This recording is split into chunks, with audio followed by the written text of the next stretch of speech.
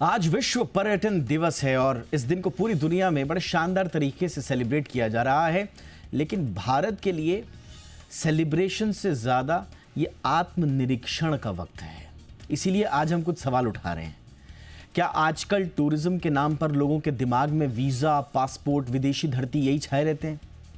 क्या हम थाईलैंड के बीचेस, दुबई की शॉपिंग, स्विट्ज़रलैंड की वादियाँ इनकी तरफ ज़्यादा खींचते चले जा रहे हैं?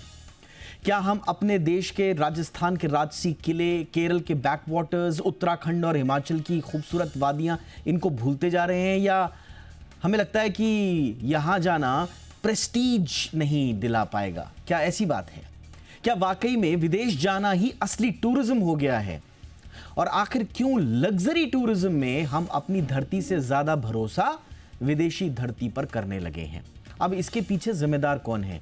क्या आप और हम जैसे आम टूरिस्ट, या सरकारी नीतियां, या फिर सरकारी तंत्र के बीच में जो इंटरकनेक्शंस होते हैं उसके लूप होल्स? क्या प्रॉब्लम है? कहां प्रॉब्लम है? कैसे ये ठीक होगा? इस पर आज विस्तार से चर्चा करेंगे खास मेहमानों के साथ। पहले ये रिपोर्ट।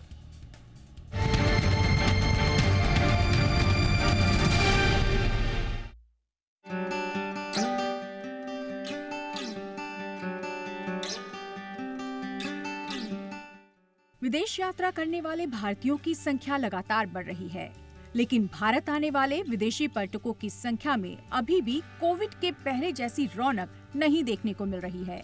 2024 के पहले 6 महीनों में भारत से विदेश यात्रा करने वाले भारतीयों की संख्या 1,50,00,000 से ज्यादा रही, जो 2019 के 1,33,00,000 के मुकाबले 12.28% की वृद्धि को दर्शाता है। भारतीयों को जो डेस्टिनेशन ज्यादा पसंद आ रहे हैं उनमें यूएई, सऊदी अरब, अमेरिका, थाईलैंड और सिंगापुर सबसे ऊपर रहे।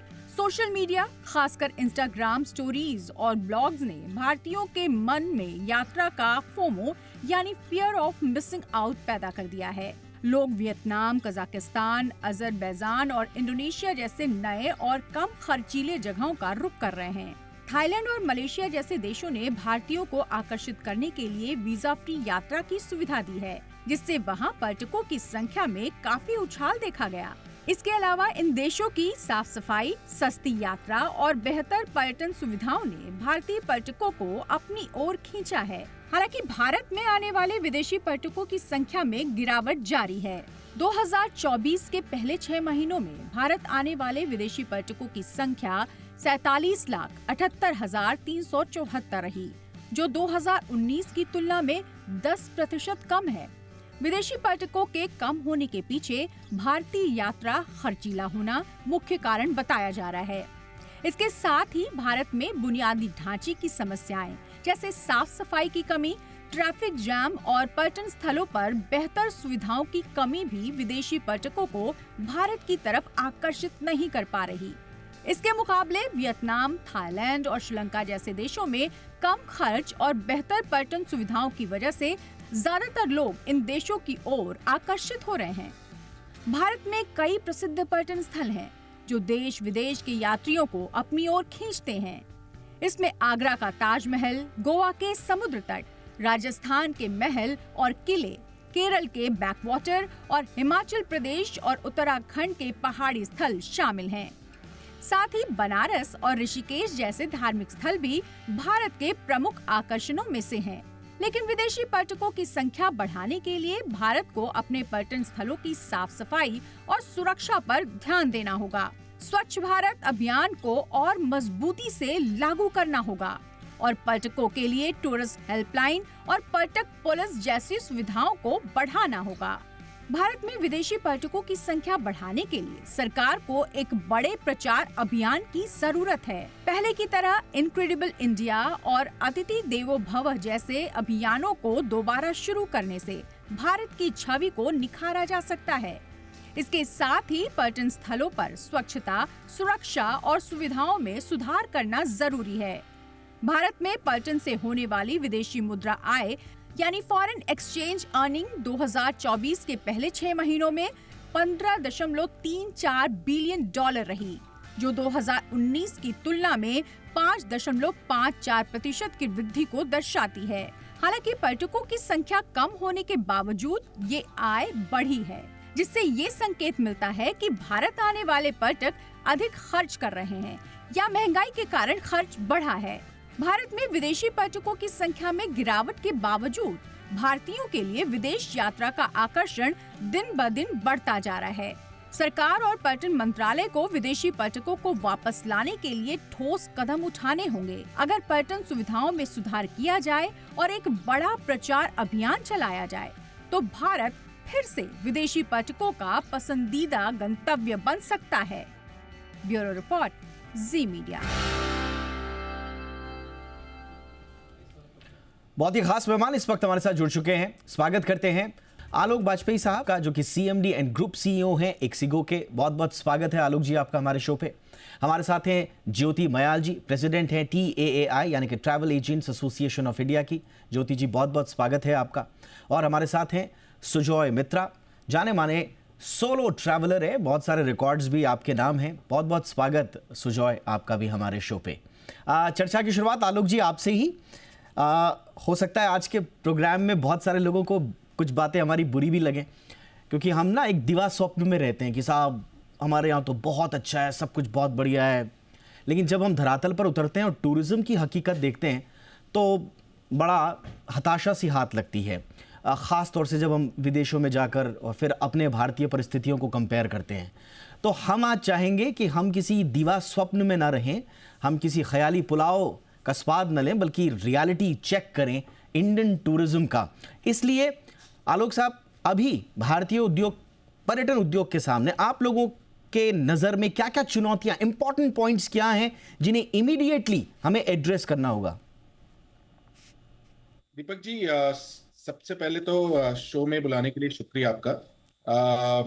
मैं ये कहना चाहूंगा कि देखिए, हम लोग इस समय जिस पड़ाव पर हैं, कोविड के बाद travel industry is one of the few industries which has seen year on year growth which has surpassed expectations। और इसका रीजन ये है कि देखिए, डिमांड काफी स्ट्रांग है, लोगों की आदतें बदल चुकी हैं। यहाँ पे आजकल लोग जो पहले 1 से 2 ट्रिप करते थे, हम देख रहे हैं कि वो लोग 3-4 लगभग इवन 5 ट्रिप साल में कर रहे हैं। और इनके अगर आप रीजन समझिए तो एक वो योलो वाला फिनोमेनन आया था कोविड के बाद, और दूसरी बात कि आज की डेट में जो मोमेंटम आ रहा है in terms of spiritual tourism, जो कि हमने वाराणसी में देखा पिछले साल और इस साल जो कि अयोध्या में देखने को मिल रहा है। आपको कुछ स्टेटिस्टिक्स बताता हूं। हमने अयोध्या में देखा कि मंथ ऑन मंथ वहां पे 20 से 30% बढ़ोतरी हो रही है फ्लाइट बुकिंग्स की। पिछले 6 महीनों से, जब से अयोध्या का उद्घाटन हुआ है, तब से आप कह लें कि जुलाई तक का जो डेटा है हमारे पास, 20 से 30% इजाफा मंथ ऑन मंथ देखने को मिला है। और जहां तक वाराणसी की बात करें तो ईयर ऑन ईयर अगर मैं देखता हूं स्टेटिस्टिक्स, तो करीब 60% 60 से 65% की ग्रोथ वाराणसी के लिए डोमेस्टिक टूरिज्म में हमें नजर आई है। तो एक ये की ड्राइवर हमारी डोमेस्टिक ट्रैवल इंडस्ट्री में है। चैलेंजेस की आपने बात करी, चैलेंज सबसे बड़ा इस समय कैपेसिटी का है। चाहे आप वो एयरलाइन की बात करें, जहां पे नए प्लेन्स का आवागमन उतनी तेजी से नहीं हो पा रहा है। इंडिगो 3 से 4 नए प्लेन हर महीने ऐड कर रहे हैं, एयर इंडिया के शायद 1 से 2 प्लेन आएंगे। लेकिन अभी जिस गति से हमें प्लेन चाहिए देश में, वो नहीं आ पा रहे हैं। सीधी सी बात यह है। ट्रेन पे अगर बात करें तो 1/3 से ज्यादा कस्टमर वेट लिस्टेड टिकट लेके जाता है, तो वहां पे भी डिमांड सप्लाई गैप बहुत ज्यादा है। बस की अगर बात करें तो वहां पे कैपेसिटी एडिशन हो रही है, लेकिन वो पिछले 6 महीने में तेजी पकड़ी है उसने। पिछले साल बहुत ज्यादा कैपेसिटी एडिशन नहीं हुई थी। इस साल कुछ नए प्लेयर आए हैं, कुछ एग्जिस्टिंग प्लेयर्स को और फंडिंग मिली है, इस वजह से यहाँ पे कैपेसिटी एडिशन देखने को मिल रही है। तो इस समय सबसे बड़ा कंस्ट्रेंट हमारे मार्केट में कैपेसिटी का है। डिमांड बहुत ज्यादा स्ट्रांग है। मैं कहूंगा कि स्पिरिचुअल डेस्टिनेशंस के अलावा अगर आप इंटरनेशनल की बात करें तो हमने सारे एस्टिमेट्स एज अ कंट्री किए हुए हैं, क्योंकि Absolutely. चाहे वो साउथ ईस्ट एशिया हो या मिडिल ईस्ट हो, ठीक है, वो सब प्री कोविड से बहुत ऊपर नजर आ रहे हैं आज की डेट में। ऑल राइट, अब मैं आता हूं कुछ फैक्ट्स एंड फिगर्स पर। जैसा आपने बताया कि डिमांड अभी शानदार है, हमारी कैपेसिटी का एक बहुत बड़ा इशू है कि हम लोगों की जो परवान चढ़ती हुई आकांक्षाएं हैं, उसके मुताबिक उनको हम परोस नहीं पा रहे हैं। इसके पीछे के बहुत सारे कारण हैं। अब दिक्कत एक ये है ना कि आपने अयोध्या और वाराणसी का जिक्र किया। अब यहाँ पर कुछ ऐसे इवेंट होते हैं, कुछ ऐसे पॉलिटिकल इवेंट्स हो जाते हैं जिसमें चारों तरफ वाहवाही होती है, तो अचानक से फ्लो बढ़ने लगता है। लेकिन उसके बाद क्या ये सस्टेनेबल रहता है, नहीं रहता है? उसके बाद आजकल तो आदमी ये भी डरने लगा है कि किसी पर्टिकुलर स्पॉट के बारे में ज़्यादा चर्चा ना हो, क्योंकि जैसी ज़्यादा चर्चा होगी वहाँ के रेट्स बढ़ जाएंगे, टिकट्स बढ़ जाएंगे। तो जेन्युइन जो फ्लायर्स हैं, जिनको टूरिज्म के अपार्ट भी अगर नॉर्मल अपने रूटीन कामों के लिए जाना है, वो बेचारे बड़े डरने लग जाते हैं। इनसे कैसे पार पाया जाए? लेकिन अब ज्योति जी, अभी हमारे जो टूर ऑपरेटर्स हैं उनकी क्या स्थिति है? उनकी स्थिति का आकलन मैं इसलिए करना चाहता हूँ कि जैसे किसी बॉडी का चेकअप करने के लिए कुछ टेस्ट होते हैं, और उन टेस्ट को देखने के बाद हमें पता चलता है कि इंसान की तबीयत कैसी है। तो उस टूरिज्म इंडस्ट्री का हालचाल जानने के लिए हमें अपने टूर ऑपरेटर्स की नब्ज टटोलनी बड़ी ज़रूरत है।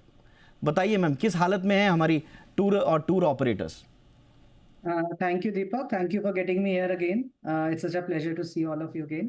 पहले तो सबसे पहले let me wish all my everyone here from the tourism industry and the industry a very happy World Tourism Day. और आज पीस के बारे में बात कर रहे हैं, प्रॉस्पेरिटी की बात कर रहे हैं, and that is what tourism is all about. And I think that's very beneficial for the entire world, not only India. But आगे आपकी बात को बोलने के लिए मेरे को लगता है there are two things I just heard Alok also speak. जो हम ट्रैवल एजेंट्स हैं और टूर ऑपरेटर्स हैं, डोमेस्टिक टूरिज्म की बढ़ोतरी हो रही है, वो हमें नज़र आ रहा है। और वो हमको लगता है दे स्टार्ट ट्रैवलिंग, और बहुत ट्रैवल कर रहे हैं और करते भी जा रहे हैं, बिकॉज हमारी लास्ट मिनट जो कनेक्टिविटी है वो बहुत बेटर होती जा रही है। But we have to go beyond that, because एक जो चीज़ आपने अभी अपने खुद ही बोली और आपके स्टैट्स ने भी बोली कि over tourism is a part very important part. जब लोग देखते हैं कि एक ही तरफ रश हो गया है तो वो चीज़ खत्म होनी शुरू हो जाती है, लोग वहाँ जाना नहीं चाहते, because tourism has actually change. It's only about experiences now. जो हम एक्सपीरियंस की बात करते हैं, हर आदमी को जितना मर्जी उसकी अफोर्डेबिलिटी हो, उसको एक्सपीरियंस चाहिए, ना कि एक डेस्टिनेशन चाहिए। So it has to cover a lot of things for the domestic market. We need to invest in cleanliness, green ecotourism, over tourism ना हो, और local culture cuisine को कैसे हम इसको बढ़ोतरी दे सकते हैं. So all that needs to be seen. But हम जो absolutely fast way में जा रहे हैं domestic tourism में, हमारा inbound नहीं आ रहा. और ये आपने बोला जो inbound नहीं आ रहा, and that is where foreign exchange comes from. So the travel agents are suffering from that side because हमारा inbound बहुत कम है उसके हिसाब से. हमारा outbound is 3 times more than the inbound, which should not be. And for that हमको जो बहुत ज़रूरत है, जो हम गवर्नमेंट को भी बोल रहे हैं और हर प्लेटफॉर्म पे बोल रहे हैं कि हमको मार्केटिंग बहुत ज़्यादा चाहिए. हमें डोमेस्टिक ट्रैवलर्स के लिए भी मार्केटिंग चाहिए, बिकॉज उनका aspect of looking at your own country is very different from a international traveller. So how do we compete? And that was your first line when you said कि हम बाहर के देशों के साथ कैसे कंपटीशन करें. Something that we need to tell them that we are better than them. We have everything going in our country. Could be cuisine, could be weather, could be food, could be correct culture, could be our colors, could be our festivals. सब कुछ हमारे में बहुत better है. And I say that very proudly. I think India is full of opportunities for a travel. देखिए, मैं एक अंतर्राष्ट्रीय यात्रा पर था और वहाँ पर मुझे टूरिज्म से जुड़े हुए किसी व्यक्ति ने कहा कि संचार की भाषा क्या होती है. उन्होंने मुझसे पूछा ये कि What is the language of communication? खास तौर से PR में, प्रचार में. तो मैंने कहा जी स्ट्रैटेजी, मैं मतलब अंग्रेजी ये सब बुनियादी बातें बोलने लग गया. उन्होंने कहा नहीं. उन्होंने कहा कि संचार की भाषा PR में पैसा है.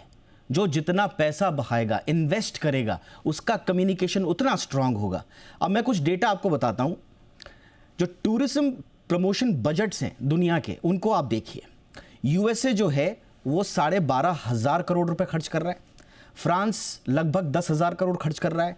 स्पेन अगेन 9,000 करोड़ के आसपास. ऑस्ट्रेलिया 11,500.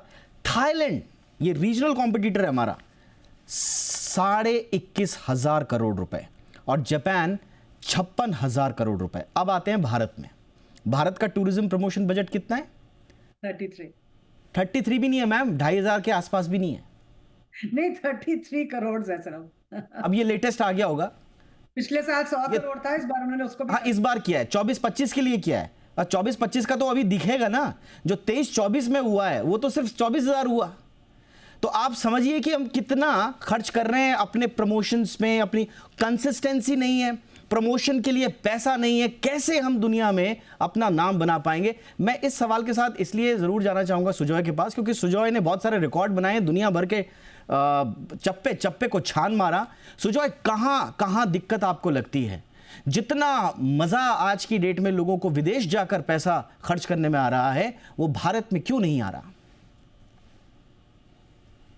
देखिए, मैं कुछ फैक्ट्स बोलूँगा, शायद थोड़ा रूड लगे, बट ये फैक्ट है। आज आप यूएस एम्बेसी के वेबसाइट में जाइए, जब कोई ट्रैवल करता है आप इंडिया पुटअप करिए ट्रैवल सेफ्टी के लिए।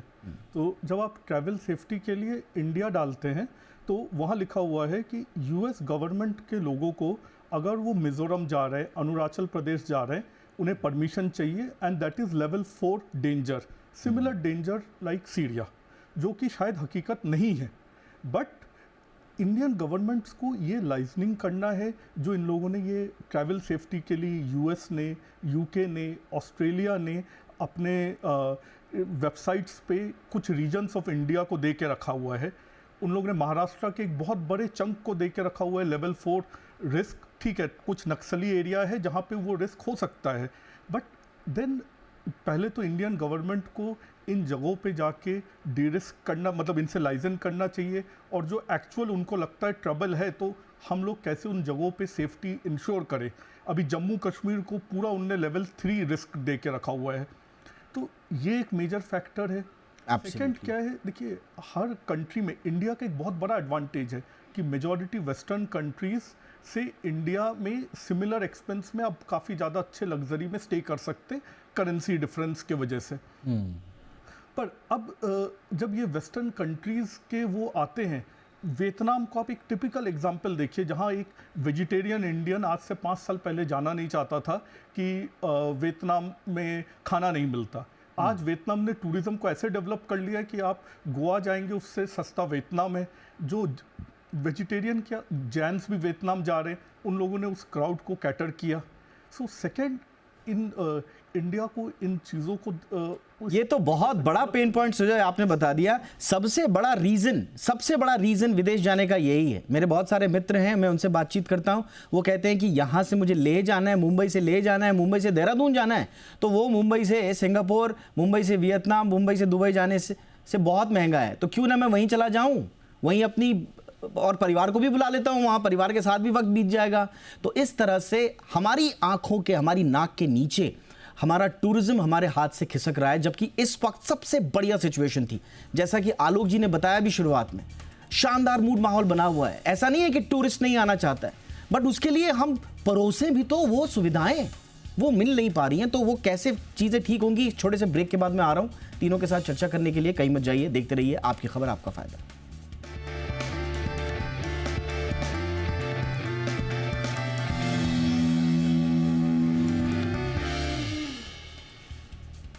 ब्रेक के बाद आपका स्वागत है।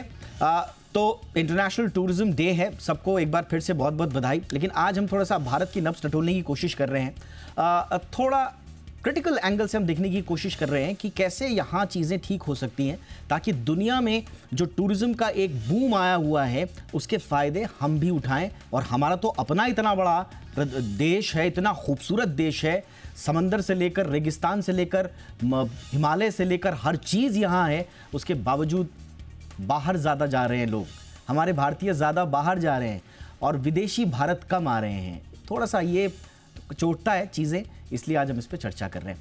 आलोक बाजपेयी साहब, क्या टूरिज्म को इंडस्ट्री का दर्जा देना बड़ी पुरानी मांग रही है, इससे कुछ काम बन पाएगा या ये भी एक कागजी डिमांड ही आपको लगती है? क्योंकि धरातल पर उतरकर हम जब देखते हैं बड़ी अनऑर्गेनाइज सी चीज़ें होती हैं, विकास के नाम पर कहीं पर थोड़ा पैकेज वैकेज आ भी गया, वो कहाँ चला जाता है समझ में नहीं आता है। तो क्या इंडस्ट्री का दर्जा दे देने से कुछ स्ट्रीमलाइन हो पाएंगी चीज़ें, बाजपेयी साहब? देखिए, इंडस्ट्री का दर्जा देने से ऑन इट्स ओन जो प्रॉब्लम्स की हम बात कर रहे हैं शायद वो सॉल्व ना हो। हालांकि ये डिमांड बहुत टाइम से हमारी इंडस्ट्री की रही है कि हमें इंडस्ट्री का दर्जा मिले, जिससे कि अटेंशन में। आप लोगों को ये भी बताना चाहूंगा कि जीडीपी के नंबर्स हम देखते हैं, उसमें ट्रैवल एंड टूरिज्म का कंट्रीब्यूशन हर साल बताया जाता है। लेकिन लोग ये नहीं समझते कि जो इसका रब ऑफ है, जैसे वाराणसी अयोध्या की मैंने बात करी, अब वाराणसी अयोध्या में ट्रैवल एंड टूरिज्म के नंबर्स की ग्रोथ सिर्फ फ्लाइट, ट्रेन, बस बुकिंग या होटल बुकिंग तक सीमित नहीं है। वहां के रेस्टोरेंट्स ओनर से आप बात करिए, वहां के दुकानदारों से आप बात करिए कि उनके बिजनेस में कितना इजाफा आया है। तो tourism is an industry which has rub off on all sectors of consumer economy. मतलब जो भी कंजम्पशन हो रहा है। नहीं, मैं आपकी बात से सहमत हूं वाजपेयी साहब, आपने बिल्कुल सही कहा। आपने वाराणसी अयोध्या को प्रमोट किया तो उसका रिजल्ट आपको मिल रहा है। मैं कह रहा हूं हम इंटरनेशनल लेवल पे इंडिया को क्यों प्रमोट नहीं कर रहे हैं? वो इनक्रेडिबल इंडिया का एक कैंपेन था, उसमें कोई कंसिस्टेंसी ही नहीं है उसके प्रमोशन में। मैं बहुत सारे इंटरनेशनल टूरिस्ट से बात करता रहता हूं, और एक दो बातें जो लगातार सुनने को मिलती है वो ये है कि we are suffering from a perception problem. और हमारी परसेप्शन प्रॉब्लम दो तरह की है।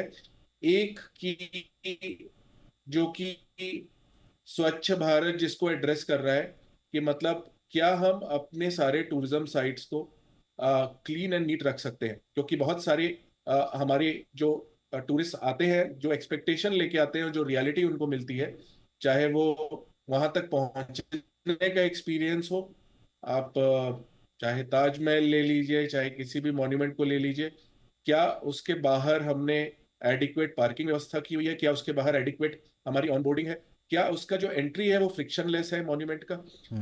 आज की डेट में बहुत सारी उसमें आपको दिखेंगी कि चीज कितनी बड़ी आयरनी है। आप बिल्कुल वाजपेयी साहब, कैपेसिटी बिल्डिंग की मैं बात नहीं, बिल्कुल मुझे लगता है इस पर बहुत ज्यादा फोकस करना चाहिए।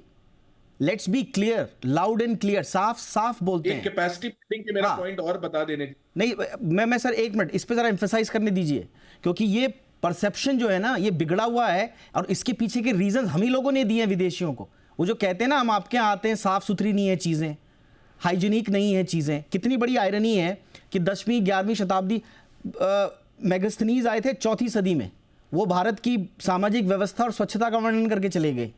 फाहियान आए थे आपकी 5वीं शताब्दी में, वो भारत की स्वच्छता का वर्णन करके गए। हुएनसांग आए, इब्ने बतूता आए, मार्को पोलो आए, अल बिरूनी तो स्वच्छता पे एक पूरा वो चैप्टर लिखा हुआ था। उडालिस आए, इन सब ने भारत की स्वच्छता पे चैप्टर लिखा और पूरी दुनिया में बताया कि कितने साफ सुथरे लोग हैं। और आज हमारी स्थिति क्या है? तो ये इंपॉर्टेंट है, ये परसेप्शन कैसे चेंज होगा। एक चीज और मैं ऐड करना चाहूंगा अगर आपसे इजाजत मिले जी। अगर आप की बात करें ना, तो स्टार्क रियलिटी यह है कि हमारे देश में जो 5 स्टार रूम इन्वेंट्री है, शंघाई और बीजिंग में मिला के उससे ज्यादा है। 2 शहरों में चाइना के मिला के उससे ज्यादा 5 स्टार इन्वेंट्री अवेलेबल है। तो जो हमारे प्राइसेस हैं आज की डेट में, चाहे आप गोवा ले लीजिए, केरला ले लीजिए, कोई भी फेमस डेस्टिनेशन हमारी ले लीजिए, जो हमारे 5 स्टार रूम्स के रिसोर्ट्स के प्राइसेस हैं, वो कहीं ना कहीं हम compete नहीं कर पा रहे हैं थाईलैंड से और वियतनाम से। ऑलराइट, देखिए आप बहुत अच्छे से आप सर्जरी करके पॉइंट्स बता रहे हैं ताकि उन पर चर्चा हो पाए, लेकिन क्या ये इतनी जल्दी हो पाएगा? इसमें समय लगेगा। ज्योति जी, क्विकली आपका रिमार्क, कितना समय और लगेगा मैम अभी यहाँ चीजें ठीक होने में? देखिए, मेरे को लगता है कि जब तक गवर्नमेंट की सपोर्ट पूरी तरीके से ना मिले और सारे स्टेक होल्डर्स इकट्ठे मिलके काम ना करें, ये कभी भी अचीव नहीं हो पाएगा। So we have to work together to build the ecosystem of inbound and outbound and domestic. Nothing can happen independently, and we need to promote all these 3 things together and bring out the best. And for that, marketing is the biggest thing to actually perception हो, जो भी हो, ये जब तक हम awareness नहीं बढ़ाएंगे तब तक कुछ नहीं होगा। कैपेसिटी अपने टाइम से बढ़ेगी, और जो कोशिश हो रही है टैक्सेस को लोअर करना चाहिए, I think, which is very important for. बिल्कुल मैम, मार्केटिंग में पैसा खर्च करना पड़ेगा। सुजॉय, हम भारतीय जब बाहर जाते हैं तो बड़े साफ सुथरे, बड़े वेल बिहेव्ड, बड़े ऐसे हो जाते हैं, और अपने यहाँ हमारे हाल बिल्कुल अलग हैं, जुदा हैं। अपने देश में हम लोग गंदगी फैलाते हैं, विदेश जाके हम लोग बिल्कुल उनका रूल्स का पालन करने वाले बड़े नंबर 1 सिटीजन हो जाते हैं। इसलिए सुजॉय ने जो पूर्ववर्ती अपने कमेंट्स दिए थे, हमें लगता है वो काफ़ी इंपॉर्टेंट थे। बहुत बहुत शुक्रिया करेंगे सुजॉय मित्रा, वक्त निकाला आपने। ज्योति मयाल, बहुत बहुत शुक्रिया मैम वक्त निकालने के लिए। आलोक वाजपेयी साहब, बहुत बहुत शुक्रिया आपका भी। आपकी खबर आपका फायदा में इतना ही आज। नमस्कार।